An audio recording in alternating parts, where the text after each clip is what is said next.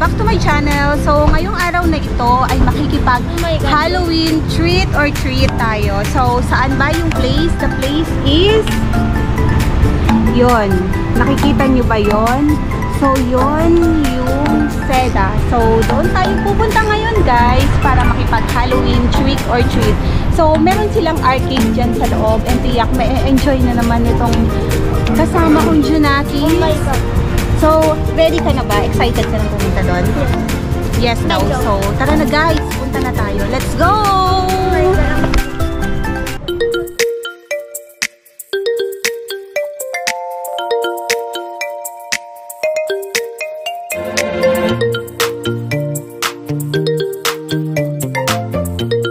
Sundan na lang natin sila. So, may registration pa po kuya.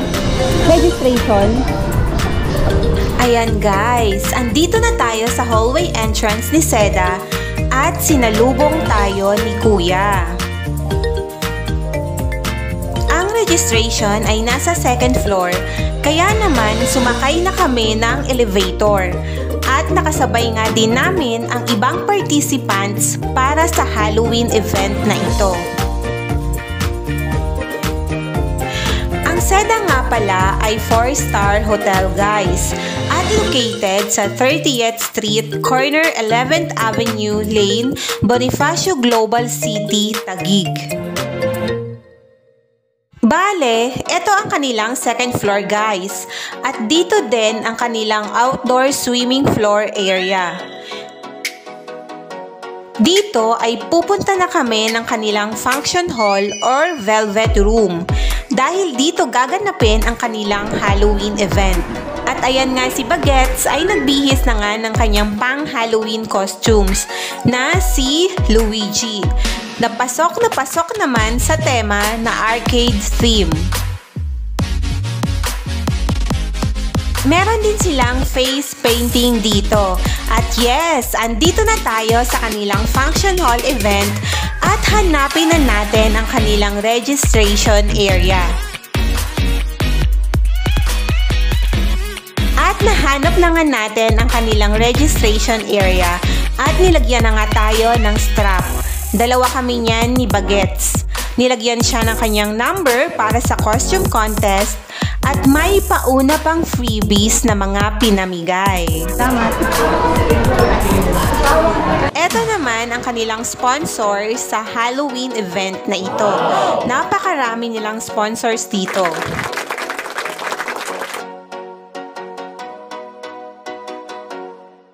At talaga namang ang cute ni na Super Mario and Friends. At siya naman ay si Luigi.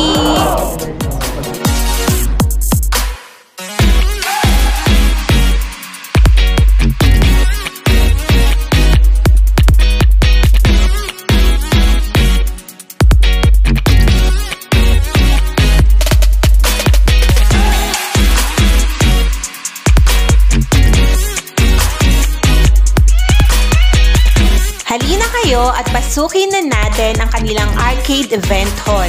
Sa sobrang excitement nga niya, ay naupo na siya kaagad dyan. Talaga namang matutuwa ang mga bata dito dahil sa makukulay na dekorasyon. Yan yung kanilang unlimited coffee.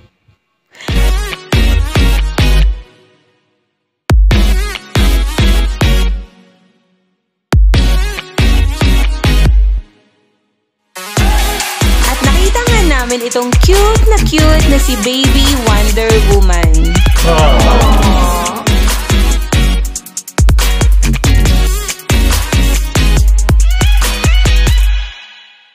At sa amin nga pag-iikot ay nakita namin itong nakababatang kapatid ni Luigi. Kaya naman syempre ay nag-picture-picture na silang dalawa.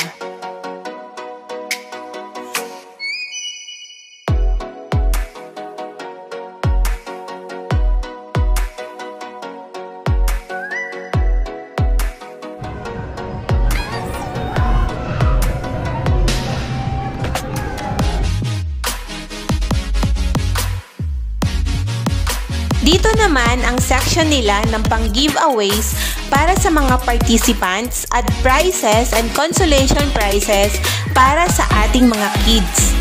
Dito naman ang kanilang playground area at syempre ang kanilang arcades.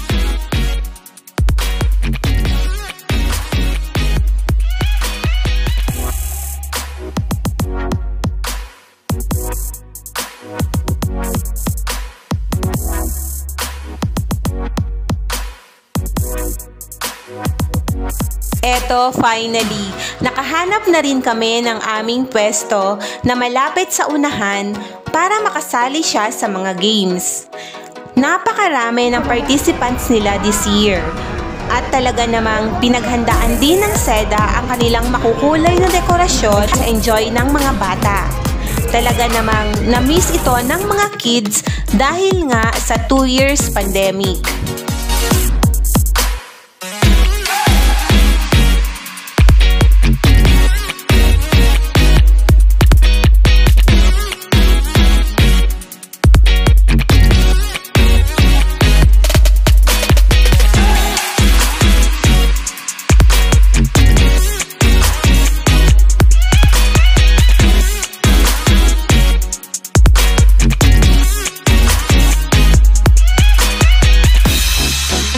Nagutom ata kami bigla, kaya naghahanap na kami ng pagkain. Tinitingnan na namin kung saan ipipesto ang mga pagkain. At dahil dyan, kami ay bumalik na sa loob at naglaro na sa ibang mga bata.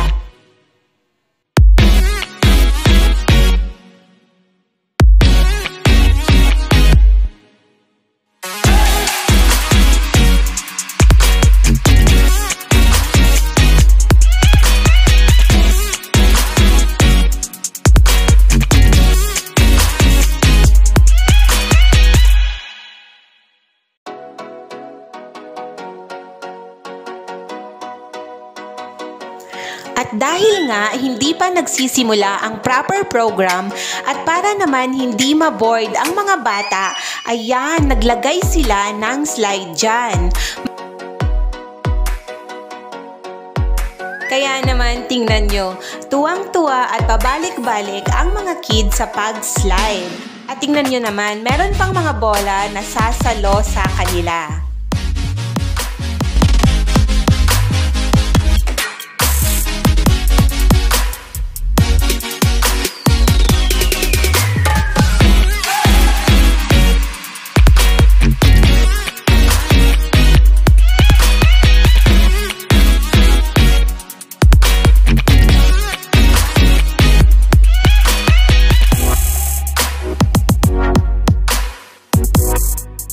Pagkatapos ng aming pag-iikot ay syempre nagpahinga muna kami.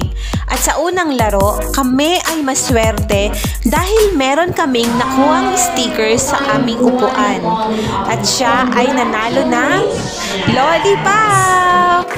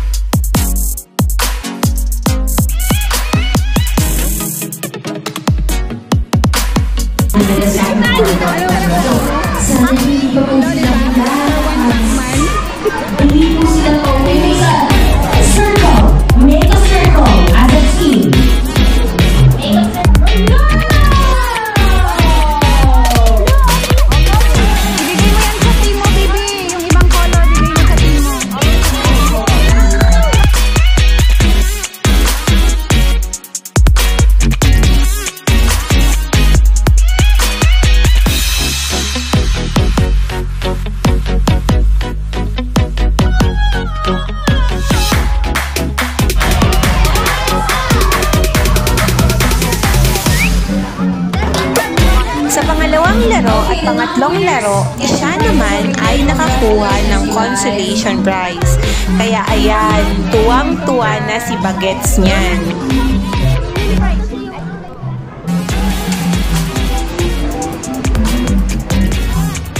At syempre guys, ano nga ba ang pinakahihintay natin sa mga event na katulad nito?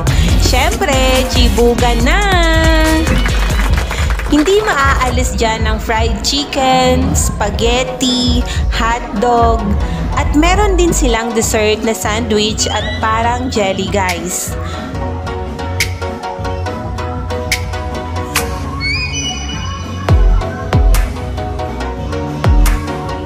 Pagkatapos ng siesta, eto na ang pinakahihintay ng lahat, ang parade of costume ng mga bata. Halatang nahihiya pa si Bagets, pero guys, di man siya nanalo sa costume na ito, panalo pa rin siya sa experience at sa mga consolation prizes na nakuha niya. Yung experience talaga ang habol namin dito, dahil minsan lang siya magiging bata.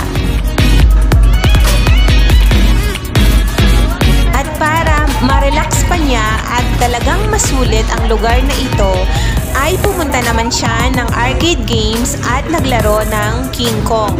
At yung pinakagusto niya sa lahat at na-enjoy niya talaga ay yung Temple Run.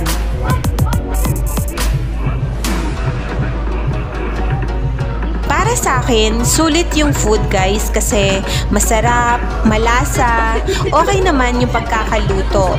At talagang hindi kami kinulang ng pagkain. Madami pa nga ang naging sobra.